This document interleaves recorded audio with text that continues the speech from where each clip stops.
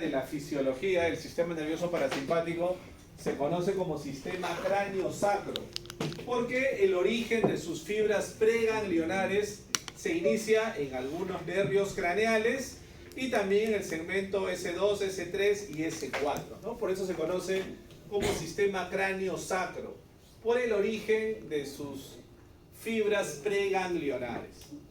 Como vemos, el parasimpático va a inervar al sistema cardiovascular, al sistema digestivo, al sistema genitourinario. Todas las funciones autonómicas van a ser reguladas también por esta actividad parasimpática. Recordar que en la división parasimpática tenemos dos tipos de receptores, ¿se acuerdan? Eso lo hemos visto en fisiología, ¿no? En fisiología. Se supone que lo deben haber visto en fisiología. Lo peor es que sigue pasando este ciclo, ¿no? Nos acabamos de enterar que por ahí está pasando algo similar en este ciclo. Pero bueno, recordar que en el sistema nervioso parasimpático tenemos dos tipos de receptores. Primero, los receptores nicotínicos. Recordemos que los nicotínicos son receptores. ¿De qué tipo vemos ahí en la imagen? Ay, se calienta. ¿De qué tipo son? ¿Se acuerdan? Son 4 familias de receptores.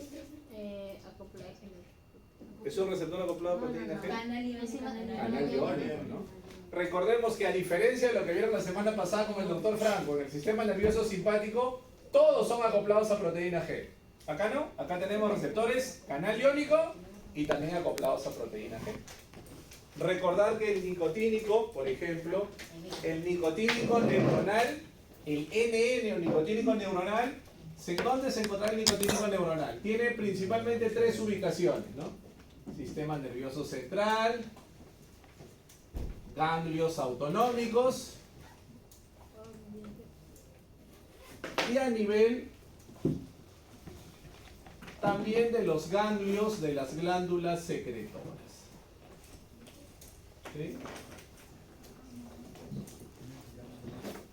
Entonces, el receptor nicotínico neuronal se encuentra principalmente en esas 3 ubicaciones: sistema nervioso central, ganglios autonómicos y también ganglios relacionados a las glándulas secretoras.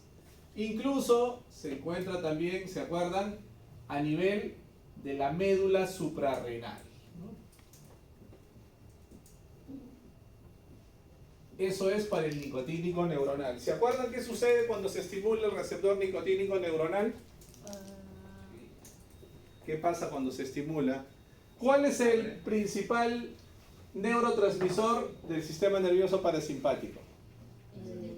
La acetilcolina, ¿no? El principal neurotransmisor es acetilcolina. Entonces, si este fuera un receptor nicotínico neuronal, viene la acetilcolina, ¿qué efecto va a producir en estas localizaciones? ¿Qué producirá? ¿Un efecto estimulante o un efecto depresor? Depresor. Depresor. ¿Por qué depresor? No sé, no entender su razonamiento. Así como uno de sus compañeros le preguntó: doctor, hoy día hay pasito. Y le digo: a ver, explíqueme, ¿por qué no habría pasito? A ver, ¿cuál es el motivo por el que? Quiero entender su razonamiento.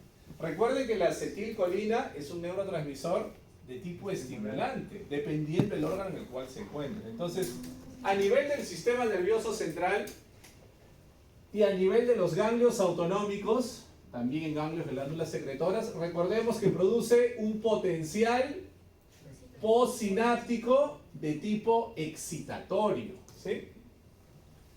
En estos lugares, potencial postsináptico de tipo excitatorio.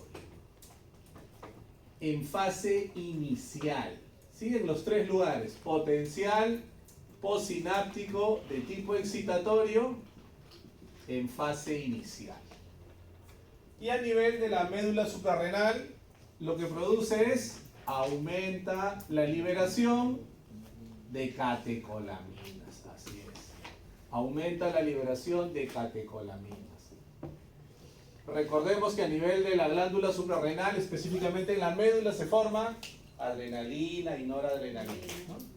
Eso es para el nicotínico neuronal. En el nicotínico muscular tiene una sola ubicación. ¿Se acuerdan? ¿Dónde se encontrará el nicotínico muscular? Corazón. No, si es otro tipo de receptor. Tampoco.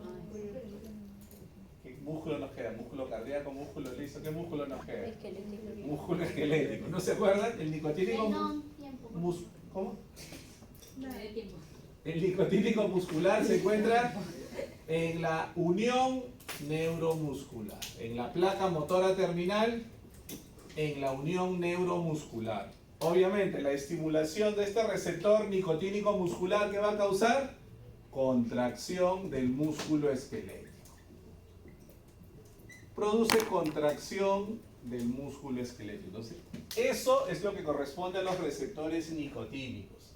Nicotínico neuronal y nicotínico muscular. Dos tipos de receptores, que en este caso pertenecen a la familia. ¿Qué familia hemos visto? Canal iónico. Receptores tipo canal iónico. ¿Ok? Continuamos entonces. Recordar que en la otra vertiente tenemos a los receptores muscarínicos. Ahora sí, ¿qué tipo de familia son los receptores muscarínicos? ¿Se acuerdan lo que veíamos en la clase de farmacodinámica? Esos receptores que atraviesan 7 veces la membrana. Receptores acoplados a proteína G. Y aquí, jóvenes, hay una mnemotecnia súper fácil, ¿no? Nivel dummy, nivel principiante, ¿no? A ver, los receptores impares M1, M3 y M5 son acoplados a proteína G de tipo Q. G de tipo Q. ¿Qué hace la G de tipo Q? Activa la fosfolipasa C, aumenta la concentración de calcio. Imagínense, si estamos, por ejemplo, en un músculo liso y hay mayor cantidad de calcio, ¿qué va a pasar con ese músculo liso? Se va a contraer el músculo liso. Diferente a los pares, M2 y M4. ¿Qué tipo de proteína G usan los pares? Principalmente GI, que será obviamente de tipo inhibitoria. GI, que disminuye la función de la adenilina ciclasa, disminuye la concentración de AMP cíclica, causando una función inhibitoria. Ahora recordemos eso. ¿Dónde se encuentran esos receptores muscarínicos? A ver, tenemos M1, M2, M3, M4 y M5. ¿Sí? A ver, ¿dónde tenemos el receptor M1? M1 lo tenemos en el sistema nervioso central y en ganglios autonómicos. ¿A quién se parece esta ubicación, jóvenes? Lo que vieron la semana pasada con el doctor Franco. ¿A quién se parece esta ubicación? Sistema nervioso central y ganglios autonómicos. ¿A quién se parece? Alfa 1. ¿Cómo que alfa 1? ¿Dónde está? Al nicotínico neuronal, ¿no? Se parece mucho al nicotínico neuronal. El receptor M1 lo que hace es complementar la actividad del receptor nicotínico neuronal. Produce un potencial postsináptico de tipo excitatorio, pero en fase final, ¿sí? Potencial postsináptico de tipo excitatorio en fase final. Entonces trabajan conjuntamente. El nicotínico neuronal inicia el potencial excitatorio y el muscarínico M1 complementa esa acción. Potencial postsináptico excitador en fase final. ¿Se entiende? ¿Sí? ¿Se entiende? Recordemos la mnemotecnia sencilla que acabamos de ver. Los impares son G de tipo Q. G de tipo Q. Y los pares son G de tipo I. Y vamos a deducir fácilmente qué es lo que produce cada uno de ellos. ¿Dónde tenemos el receptor muscarínico M2? En el corazón, ¿se acuerdan? En músculo de aurículas y ventrículos, en nodo aurículo sinusal y en nodo aurículo ventricular. Las tres ubicaciones principales. ¿Qué es lo que va a producir si es G de tipo inhibitorio? ¿Qué va a producir? ¿Va a estimular o va a deprimir la función cardíaca? Va a deprimir la función cardíaca. Entonces tendremos un efecto, primero, disminución de la fuerza de contracción, inotrópico negativo. Disminuye la fuerza de contracción. Luego, disminuye la frecuencia cardíaca. Será efecto cronotrópico negativo. Luego, disminuye la velocidad de conducción. Efecto dromotrópico negativo. ¿no? Las tres funciones básicas del corazón, negativas porque es G de tipo inhibitor. Luego, ¿dónde tenemos receptores M3, jóvenes? ¿Dónde tenemos M3? En todos los músculos lisos. Por ejemplo, ¿qué músculos lisos? Bronquial. Músculo liso bronquial. ¿Sí? ¿Cómo que broncodilatación? Si es GQ, si hay mayor cantidad de calcio en un músculo liso. ¿Qué pasa? ¿El músculo se contrae o se relaja? Se contrae. Por ejemplo, si yo tengo entonces en músculo liso bronquial, ¿qué vamos a tener? Contracción del músculo liso bronquial. ¿Va a haber? Broncoconstricción. ¿Dónde más lo tendré? Lo tendré, como dijo su compañera, en músculos lisos de distintas partes del organismo. Por ejemplo, músculo liso gastrointestinal, músculo liso del tracto genitourinario. ¿Qué hará a nivel gastrointestinal y genitourinario? Aumentará el peristaltismo, aumenta la motilidad, ¿no? Favorece la micción, favorece la defecación, aumenta en ambos lugares peristaltismo y motilidad. ¿Sí? ¿Dónde más tendremos M3? ¿Dónde más tenemos músculo liso?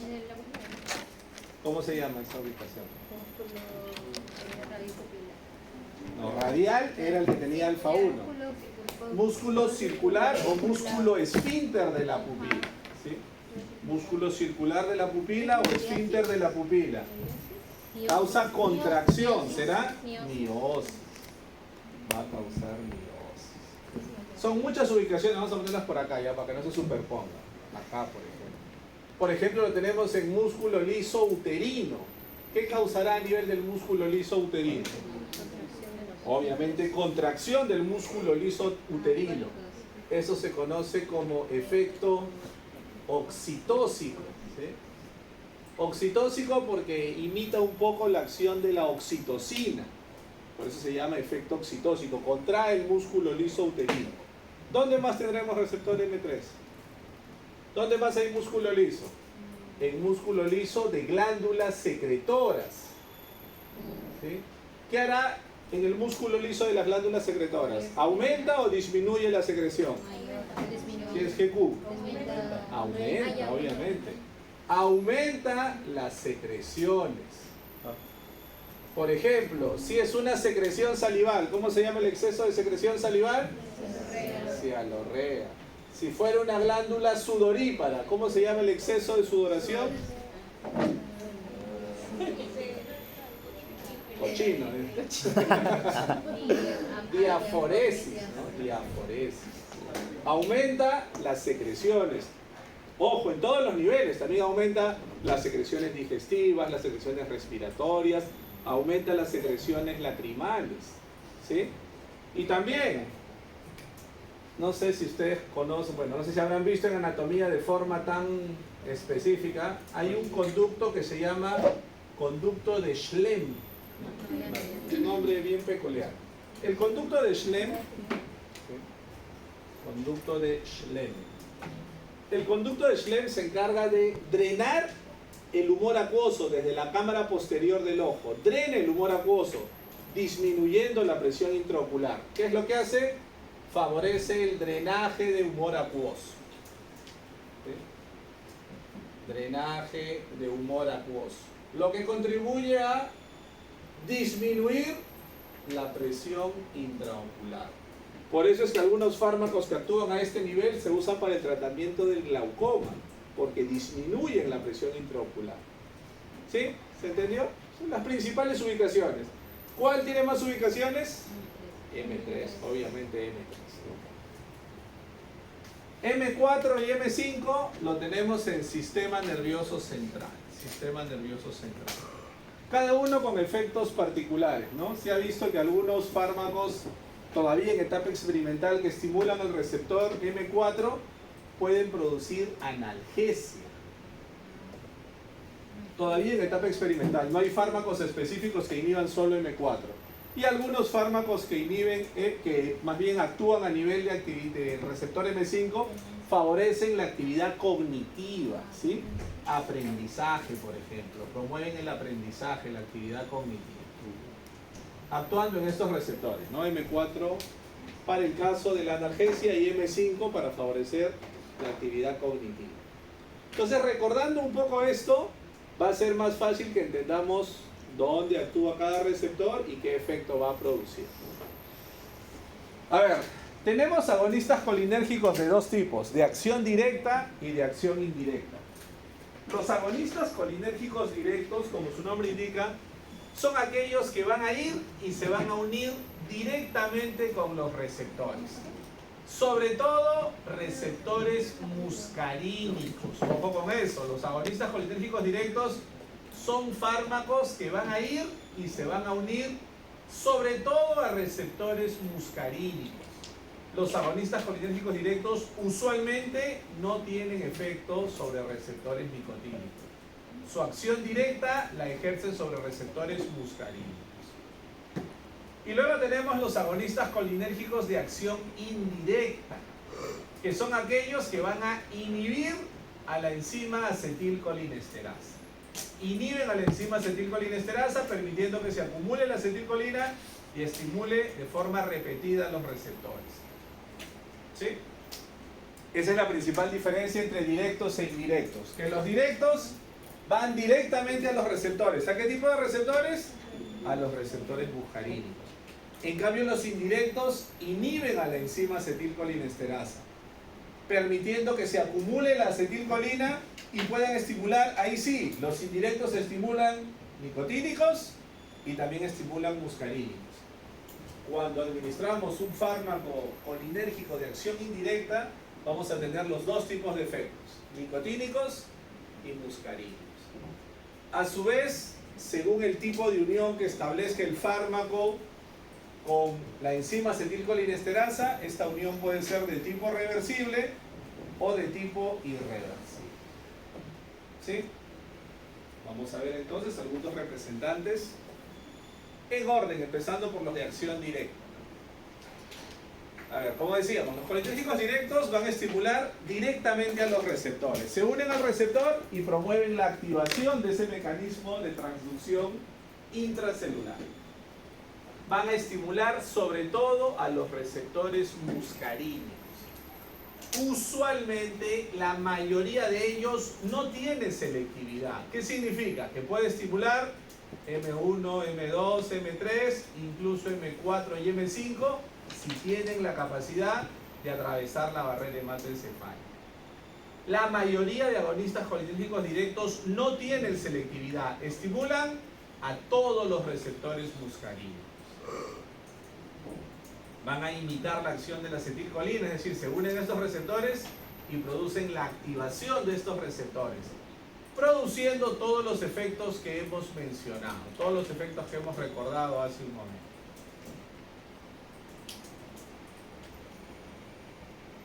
La gran mayoría de su actividad se va a dirigir a receptores muscarínicos. Solamente un porcentaje muy pequeño puede tener cierta actividad sobre receptores nicotínicos. Existía antes, ya no se dispone de forma corriente en el mercado, existía antes un fármaco que se llamaba Carbacol. ¿Sí? Un agonista colinérgico directo que se llamaba Carbacol, que tenía acción mayoritariamente muscarínica, como todos los receptores de este tipo, pero también tenía una ligera acción nicotínica. Pero en la actualidad ya no se utiliza en terapia. Los que están actualmente, pilocarpina, betanecol, cevimelina, se dirigen exclusivamente a receptores muscarínicos. Veamos entonces el fármaco más representativo dentro de los colinérgicos de acción directa, que es la pilocarpina. Es el más representativo.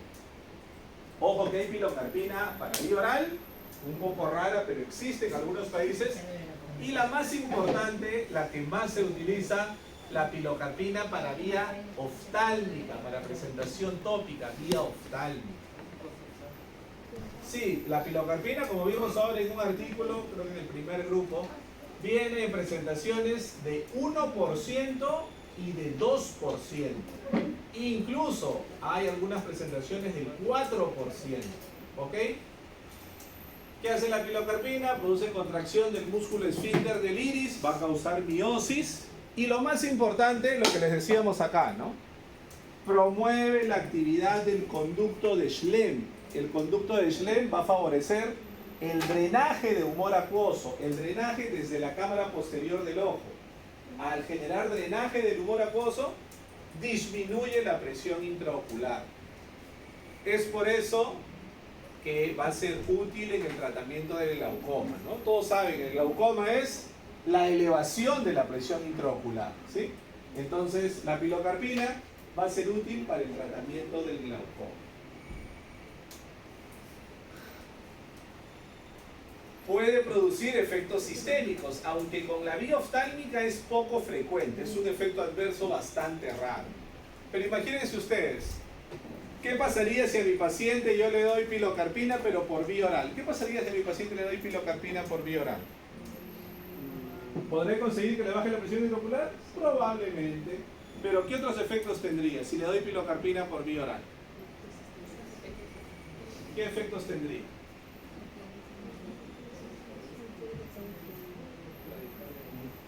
Por ejemplo, bradicardia. ¿Qué más? ¿Qué otros efectos tendría? Miosis. ¿Qué tendría a nivel gastrointestinal? Peristaltismo. Aumento de la motilidad, aumento del peristaltismo. El paciente estaría a cada rato miccionando, cada rato en el baño, ¿no? Entonces, por eso es que no se usa por vía sistémica, se prefiere el uso tópico por vía oftálmica. La pilocarpina sistémica se puede usar para otras aplicaciones, por ejemplo, tratamiento de la serostomía, ¿no? O que vimos ahora una forma más efectiva, ¿no? ¿Cómo se podría usar la pilocarpina para el tratamiento de la serostomía? Porque puede ser sistémicamente útil. Yo tengo, imagínense, ¿no? El paciente tiene serostomía. Toma pilocarpina, la pilocarpina llega hasta sus glándulas salivales y va a generar mayor producción de saliva. Pero nuevamente, ¿qué más me va a causar? Bradicardia, diarreas, náuseas, vómitos, diaforesis. ¿Qué podríamos hacer con la pilocarpina para evitar administrarla sistémicamente y que funcione en un caso de serostomía? De forma tópica. ¿Cómo de forma tópica? Sublingual, pero sublingual va a entrar igual a la circulación, pero vía oral va a entrar a la circulación. En enjuagatorios, ¿no? ¿Qué podríamos hacer tópicamente, ¿no? Como presentaron en un artículo. Preparamos una solución con un enjuagatorio oral y que el paciente se haga enjuagues con esa pilocarpina para estimular directamente a las glándulas salivales, ¿no? Entonces es una buena alternativa, ¿no? Por eso es útil en el tratamiento del síndrome de Sjögren, ¿no? ¿Qué cosa es el síndrome de Sjögren? Es una enfermedad autoinmune que usualmente tiene tres componentes, ¿no? Tiene serostomía, que es lo que estamos hablando ahora, seroftalmia, que es la disminución de glándulas lacrimales, y también tiene artritis reumatoide, ¿no? Para eso es útil. Obviamente, el síndrome de Sjögren, al tener estos tres componentes, yo uso pilocarpina, digamos, por vía sistémica, digamos, tabletas por vía oral. ¿Me aliviará la serostomía? Sí. ¿Me aliviará la seroftalmia? Sí. ¿Me aliviará la artritis reumatoide? No. No, porque este es otro mecanismo autoinmune. ¿Saben lo que es una enfermedad autoinmune, jóvenes?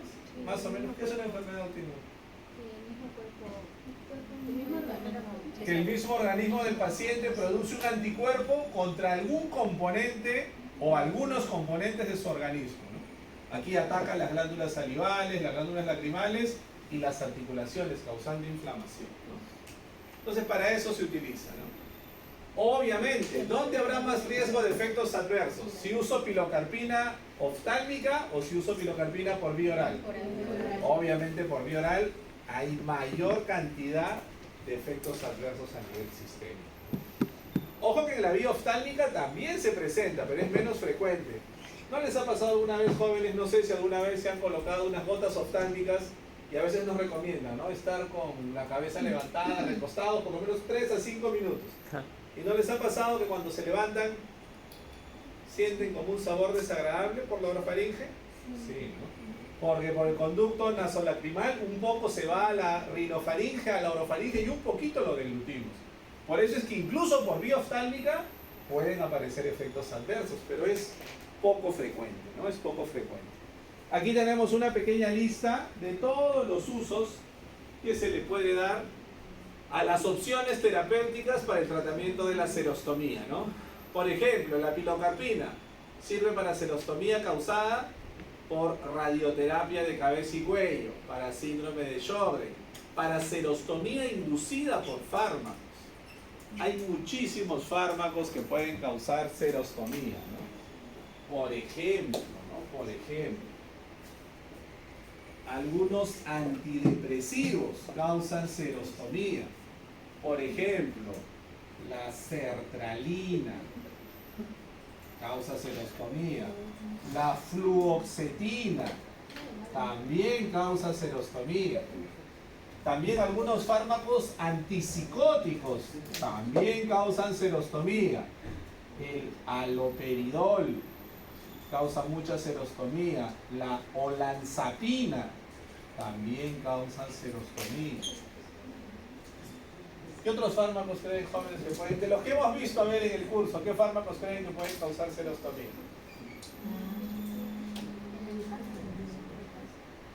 Ya, por ejemplo, los fármacos que se usan para el tratamiento de Parkinson. La levodopa, la seleglina puede causar xerostomía. ¿Qué más? ¿Qué hemos visto en las semanas anteriores? Algunos antihipertensivos, ¿se acuerdan? Sobre todo los diuréticos. Los diuréticos pueden causar xerostomía. Algunos fármacos, exacto, algunos fármacos para el tratamiento del asma, algunos broncodilatadores, por ejemplo, salbutamol, por ejemplo, fenoterol, formoterol, todos los terol, ¿no? Salmeterol, los que son de acción prolongada tendrán mucho mayor riesgo de causar xerostomía. Hay muchísimos fármacos jóvenes y van a recibir ustedes pacientes con alguna enfermedad y que tienen xerostomía, ¿no? Los relajantes musculares, orfenadrina, clorzoxazona, causan xerostomía. Entonces, tener eso en cuenta.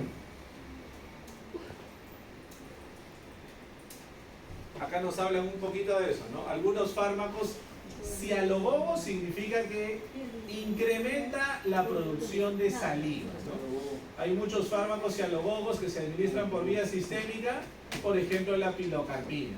Sin embargo, como hemos visto, cuando lo usamos de forma sistémica pueden presentarse efectos adversos. Sudoración, flushing, que es una vasodilatación a nivel periférico, incremento de la frecuencia urinaria, problemas gastrointestinales. Por eso hay que tener mucha precaución y eso está prohibido, está contraindicado en pacientes adultos mayores. Los adultos mayores son más susceptibles a los efectos adversos de los fármacos colinérgicos. Veamos ahora los colinérgicos de acción indirecta, los que no actúan en el receptor, sino que inhiben a la enzima acetilcolinesterasa. Inhiben a la enzima acetilcolinesterasa. Veamos primero los colinérgicos de tipo reversible. ¿Sí? Como decíamos, se llaman colinérgicos indirectos porque lo que van a hacer es inhibir a la enzima acetilcolinesterasa. Inhiben a la enzima fresco porque se duermen, por lo menos compañeras duermen en última fila, acá se duermen en la primera fila. ¿Quién se duerme? Inhiben a la enzima acetilcolinesterasa, ¿no? Lo hacen de forma reversible. Obviamente, si se acuerdan ustedes, cuando hagamos un pequeño gráfico, ya podemos borrar esto de acá. No, espérenme. Sí.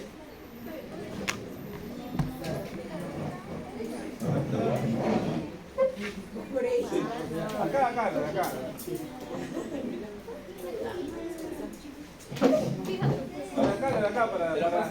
Para entenderlo de acetilcolinesterasa.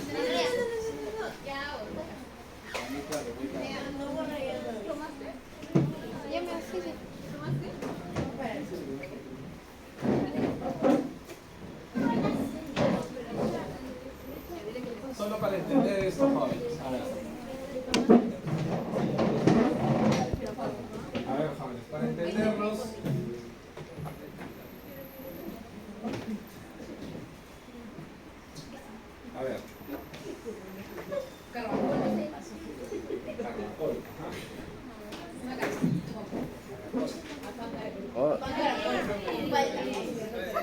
Con tamales. Sí, mucho hambre entonces. A ver, jóvenes, si se acuerdan ustedes, nosotros tenemos aquí, imagínense, una neurona presináptica y una neurona postsináptica, ¿no? Neurona presináptica y neurona postsináptica. ¿Se acuerdan ustedes que viene una despolarización? Se abre un canal de calcio, voltaje dependiente, ¿sí? Ingresa calcio y el calcio produce que haya una liberación de neurotransmisores. Si estamos en una neurona colinérgica, estas vesículas van a contener, ¿qué contienen las vesículas? Acetilcolina. Entonces esta acetilcolina va a ser liberada en esta terminación sináptica. El neurotransmisor se va a liberar al espacio sináptico. En este espacio sináptico nosotros tenemos receptores específicos. Por acá de repente un receptor nicotínico neuronal, por acá un receptor M1, por acá un receptor M3 y así sucesivamente. Entonces la acetilcolina se va a unir a sus receptores, causando los efectos que hemos explicado. ¿Cómo finaliza la acción de la acetilcolina? Recordemos que aquí, en la neurona postsináptica, ¿se acuerdan? Existe una enzima que se llama acetilcolinesterasa. Esta enzima acetilcolinesterasa lo que hace es hidrolizar a la acetilcolina. La enzima acetilcolinesterasa se encarga de finalizar el efecto de la acetilcolina. La destruye, la convierte en acetato y colina, ¿no? Y destruye, acaba el efecto de la acetilcolina. Pero imagínense ustedes, ¿qué pasará si nosotros hemos liberado acetilcolina, pero al mismo tiempo, con un fármaco colinérgico de acción indirecta, hemos inhibido a la enzima acetilcolinesterasa? ¿Qué pasa si hemos inhibido la enzima acetilcolinesterasa? ¿Qué pasará? Que ya no hay nadie que se encargue de finalizar la acción de la acetilcolina. ¿Qué va a pasar? Se va a seguir liberando acetilcolina y la acetilcolina va a estimular de forma repetida a los receptores. No solo a los receptores muscarínicos, sino también a los receptores nicotínicos. ¿Se entiende por qué un colinérgico de acción indirecta estimula de forma más repetida a los receptores? ¿No se entiende? ¿Sí? Perdón, no. Sí, sí. ¿Cómo es reversible? Reversible, dice. Reversible significa que la inactivación va a durar solamente unas pocas horas. Que ese enlace se rompe y nuevamente empieza a funcionar la acetilcolinesterasa. Hay otros de tipo irreversible que se unen y inactivan a la enzima por toda la vida.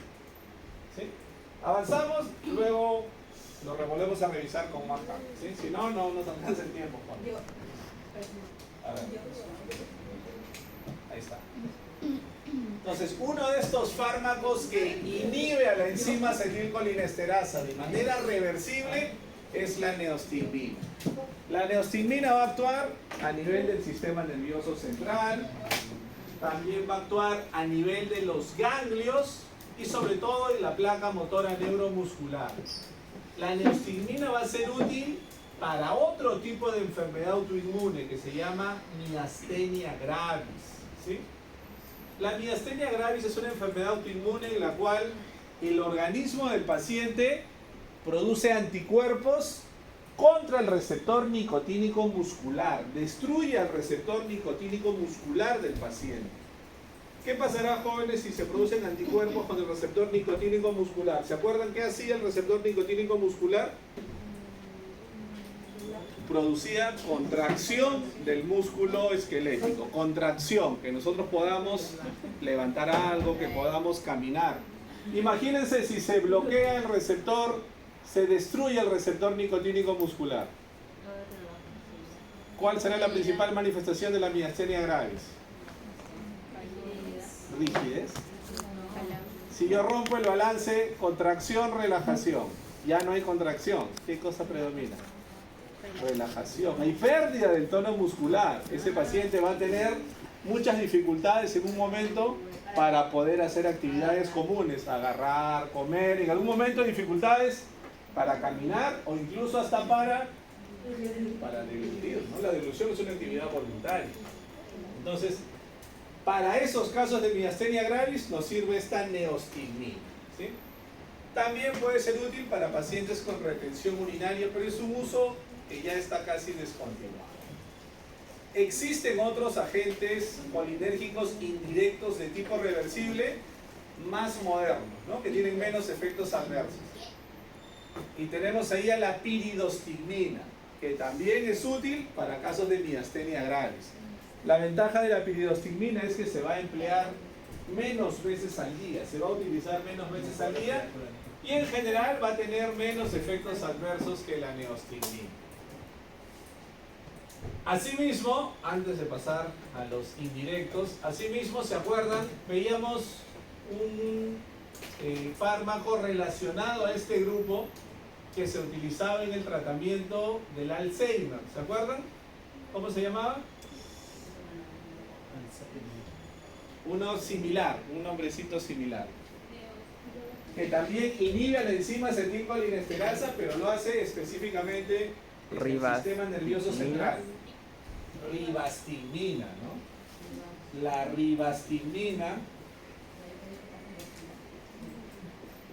rivastigmina es un fármaco que se une a la enzima acetilcolinesterasa en el sistema nervioso central, facilitando que se acumule la acetilcolina y que estimule a las neuronas colinérgicas a nivel del sistema nervioso central. Por eso es útil para el tratamiento del Alzheimer, Obviamente, así como hay agonistas colinérgicos de acción indirecta de tipo irreversible, aquí también hay de tipo irreversible. Son los que se van a unir de forma covalente, es decir, con un enlace más fuerte, un enlace más intenso a la acetilcolinesterasa, y la inactivan de por vida. Son fármacos altamente liposolubles, tienen bajo peso molecular, su tamaño molecular es muy pequeño. Acá son fármacos, no son receptores. Pero precisamente al tener bajo peso molecular y ser muy liposolubles, ¿qué puede pasar? Que van a atravesar muy fácilmente el organismo. Quizás han visto ustedes alguna vez, si han ido al campo de forma frecuente, que a veces en el campo el personal que trabaja va fumigando el campo, ¿no? Y lo han visto que están así como astronautas, ¿no? Todos cubiertos. Porque precisamente esos compuestos químicos que utilizan para fumigar las plantas son de este grupo. Son agonistas colinérgicos de acción indirecta de tipo irreversible. Son tan liposolubles, su tamaño molecular es tan pequeño que si nos caen encima de la piel, se absorben a través de la piel. Que si están en el aire, porque han visto que eso se hace por aspersión, ¿no? Si están en el aire, ¿qué puede pasar? Ingresan fácilmente por vía digestiva y a través de la piel, por eso es que están tan protegidos, ¿no? Como decíamos, atraviesan fácilmente el sistema nervioso central y pueden causar efectos adversos a ese nivel. Son sustancias que no tienen uso terapéutico, no se emplean para un efecto beneficioso. Son sustancias tóxicas que se emplean, por ejemplo, en el entorno agrícola o incluso para las guerras químicas, ¿no? Son sustancias potencialmente que pueden causar la muerte, potencialmente letales. Aquí tenemos a un representante de este grupo, ¿no? El malatión. El malatión es un órgano fosforado que tiene esa capacidad de inhibir de manera irreversible a la enzima acetilcolinesterasa. La inhibe de forma irreversible. Se indica de forma tópica, es el único uso terapéutico que puede tener para el tratamiento de la pediculosis. ¿Saben qué será la pediculosis? Infestación por piojos, ¿no? ¿Sí? Para eso se puede. ¿Okay? Hay una presentación tópica, es el único órgano fosforado que puede tener una aplicación terapéutica. ¿Qué otros inhibidores tenemos de la acetilcolinesterasa? El paratión, que es este compuesto que les decíamos con el que normalmente fumigan los compuestos en el entorno agrícola, pues fumigan los cultivos, paratión. Y luego tenemos también gases nerviosos que se utilizan en la guerra química, ¿no? Como sarín, somán y tabú, ¿no? Nombres bastante raros. Son nombres árabes. Sí, parecen nombres árabes. De repente han visto alguna vez, no recuerdo el nombre de la película. Hay una película hace como 30 años, ya por mediados de los años 90. Por mediados de los años 90. No, pero pueden haber visto la película. Como no me recuerdo el nombre, pero por mediados de los años 90 les cuento de qué se trata, de repente la han visto. Hubo en el metro de Tokio, una de estas sectas que creen que ya va a venir el fin del mundo y que pensaban que si iba a venir el fin del mundo, entonces quisieron facilitarnos a todos el paso al más allá y soltaron una bomba de gas sarín, ¿no? Imagínense, una bomba de gas sarín, o sea, es un gas, se lanza la bomba y eso es gaseoso, se expande por toda la zona donde la lanzaron, ¿no? Imagínense, es un inhibidor irreversible de acetilcolinesterasa. ¿Qué pasará? Que se acumula la acetilcolina. ¿Qué efectos causará la acumulación excesiva de acetilcolina? Esta enzima no se va a poder reactivar, se queda ahí permanentemente inhibida. ¿Qué pasará si se acumula de manera excesiva la acetilcolina? ¿Qué pasará? ¿Qué sucederá si hay una acumulación excesiva de acetilcolina? ¿Qué pasará? Pero, ¿qué manifestaciones hay antes de la muerte? Sí, puede llegar a la muerte. Una estimulación excesiva de todos los receptores muscarínicos y nicotínicos, ¿no?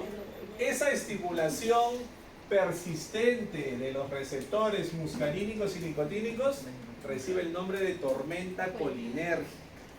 Una estimulación continua, persistente, porque al estar bloqueada la enzima, se continúa acumulando acetilcolina y va a estimular de manera excesiva a los receptores, ¿no? ¿Qué puede haber? Si estimulo receptores muscarínicos M3, vómitos, diarrea, broncoespasmo, miosis. Si estimulo receptores muscarínicos M2, ¿qué habrá? Bradicardia, hipotensión. Si estimulo receptores muscarínicos M3 en glándulas secretoras, cialorrea, diaforesis. Si estimulo receptores nicotínicos neuronales en el sistema nervioso central, convulsiones, paro respiratorio, lo que puede llevar finalmente a la muerte del paciente, ¿no? Entonces, por eso es tan peligrosa una intoxicación, como les comentaba esta película. Sol Rojo se llamaba esa secta que hizo este ataque terrorista, ¿no? Sol Rojo se llamaba.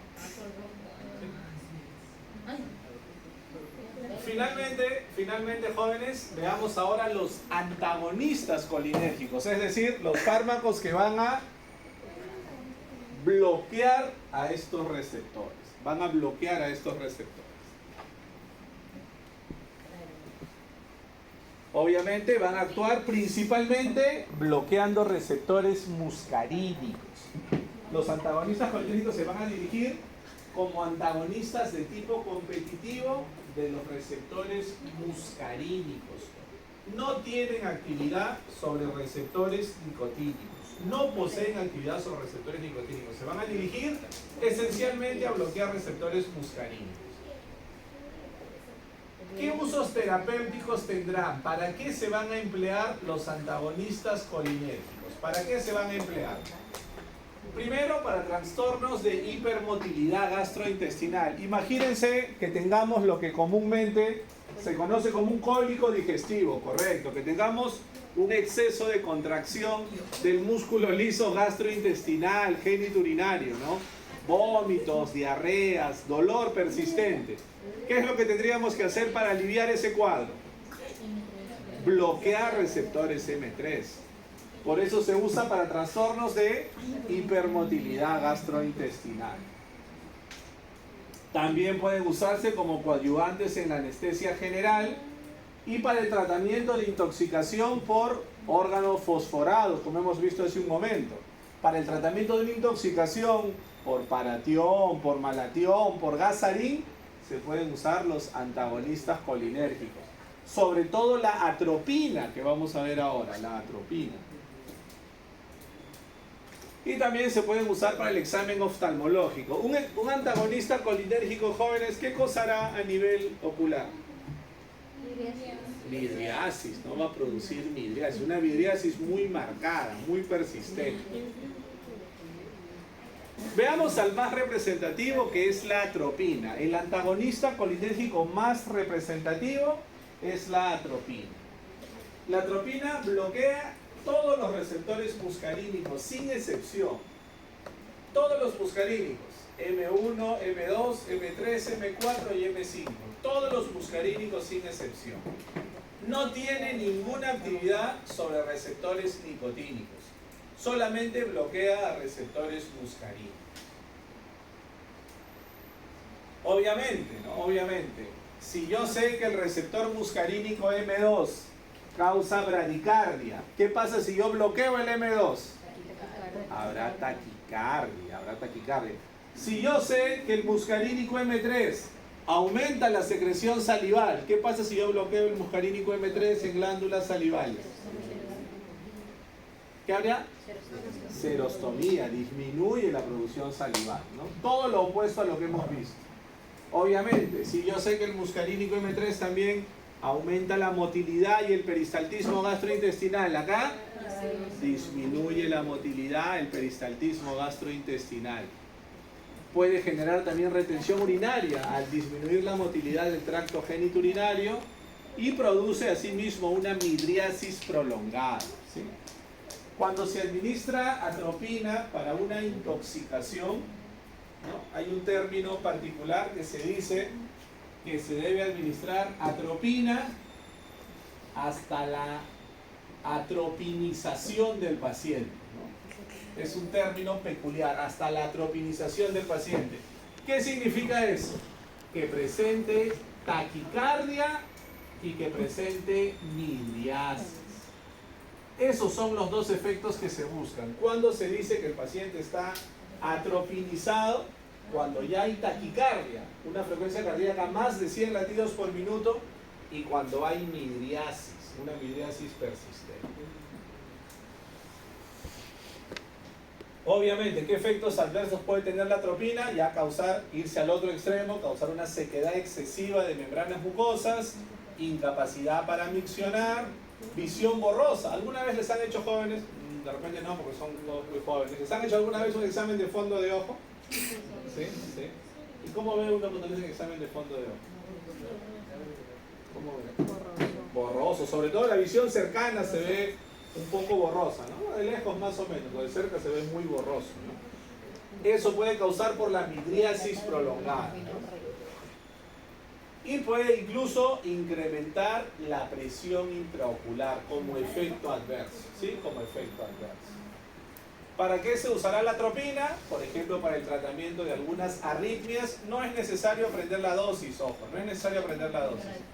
Para el tratamiento de arritmias, también como parte de la medicación preanestésica. ¿Se acuerdan cuando hablamos de anestesia general? Mencionamos dos motivos por los cuales se usaba atropina previo a la anestesia general. ¿Se acuerdan? Había dos motivos por los cuales se usaba la atropina previo a la anestesia general. ¿Sí? ¿Se acuerdan? De lo que hemos visto, ¿qué creen que nos podría hacer? ¿Por qué nos podría servir la atropina previo a la anestesia general? Inductor no es anticoagulante. Siga durmiendo mejor. Sí. Vamos vislumbrando quiénes vamos a ver el otro ciclo. ¿Sí? ¿Se acuerdan, jóvenes? ¿Qué creen que me podría servir? ¿La midriasis? ¿Por qué me sirve midriasis en anestesia general? ¿Por qué me podrían servir? ¿Se acuerdan? En la anestesia general, ¿qué pasa? El paciente pierde completamente los reflejos protectores. Imagínense ustedes, ¿qué pasa si estamos recostados en posición de cúbito dorsal, recostados de espaldas? Dejamos, ¿no?, de tener reflejos protectores y seguimos produciendo saliva normalmente. ¿Qué puede pasar? Que la saliva se va a la vía respiratoria y nos podríamos tener un problema de obstrucción de la vía respiratoria.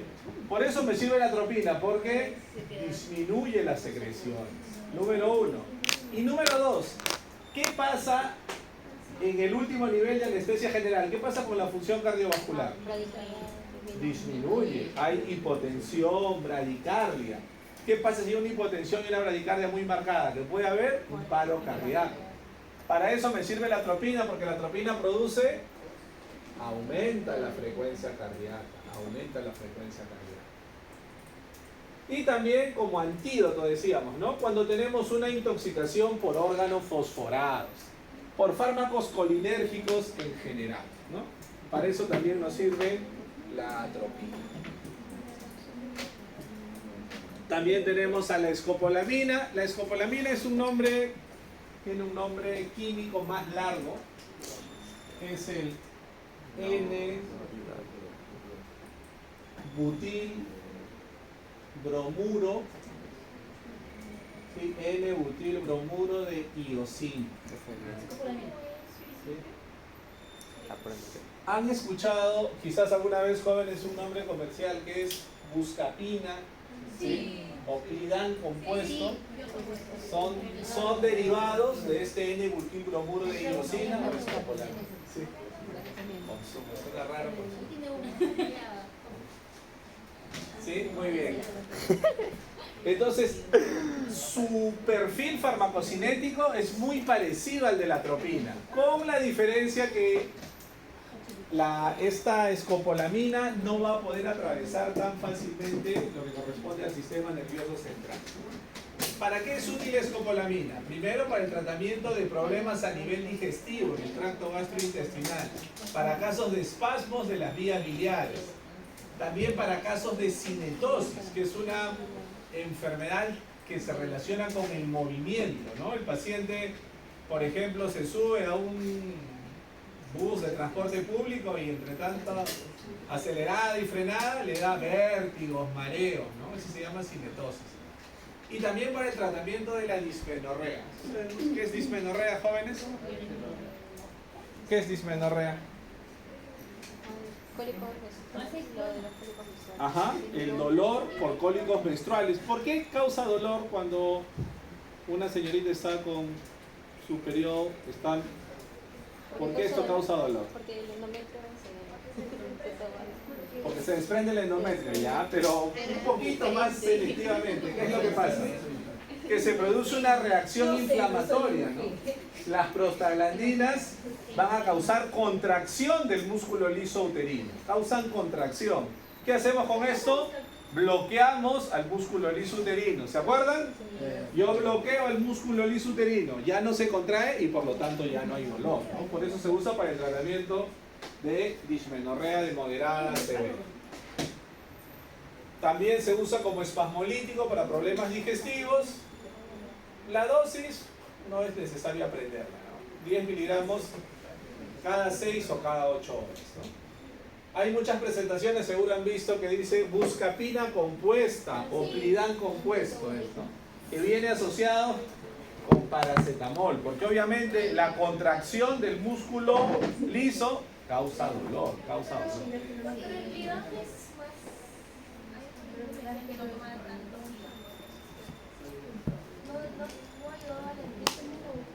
Claro, tampoco puede, porque si no se paraliza el tracto digestivo y no funciona el sistema digestivo normalmente.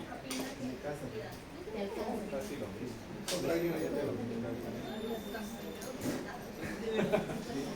¿Para qué se puede indicar? Para el tratamiento de úlcera gástrica, duodenal, también para el caso de vómitos posanestésicos y sobre todo para espasmos gastrointestinales y problemas de dismenorrea.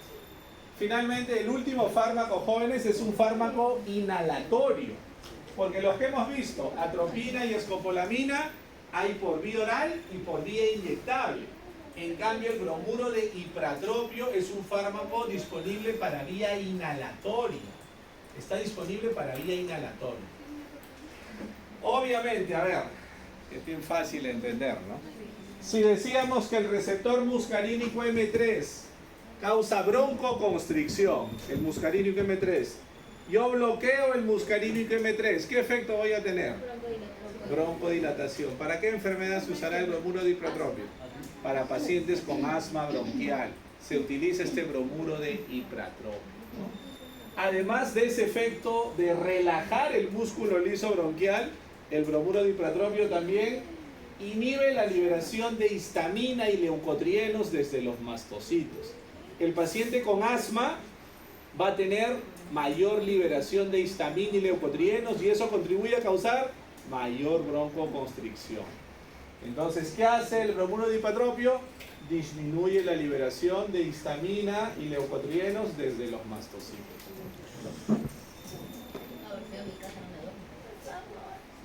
Como decíamos, su uso principal como coadyuvante para el tratamiento del asma bronquial. No cruza la barrera hematoencefálica, se usa por vía inhalatoria para que su efecto se restrinja solamente al sistema respiratorio, solo al sistema respiratorio. Se elimina mayoritariamente por heces de forma inhalatoria. ¿Sí? Muy bien, jóvenes, vamos entonces con eso, terminamos lo que corresponde a la sesión de hoy. ¿Sí? ¿Sí? ¿Otra clase? Explique eso, doctor. A ver, jóvenes, como estaba conversando con ustedes ahora en la parte práctica, por favor, necesitamos que tanto para el parcial como para el final tengamos un solo examen teórico y un solo examen práctico para todos, para tener el mismo nivel de dificultad. ¿Sí? ¿Y las 4 no puede ser todo? Temprano, a primera hora para terminar, para corregir y sacarlo. Esa es la propuesta, ¿no? ¿Sí? Más tarde. ¿Pero alguien tiene clases ahora? ¿Práctico Nadie tiene teórico? clase. Nadie, todos tienen libre en la mañana. ¿Alguien tiene clase en la mañana? ¿Sí? ¿Tiene familia que atender? De repente.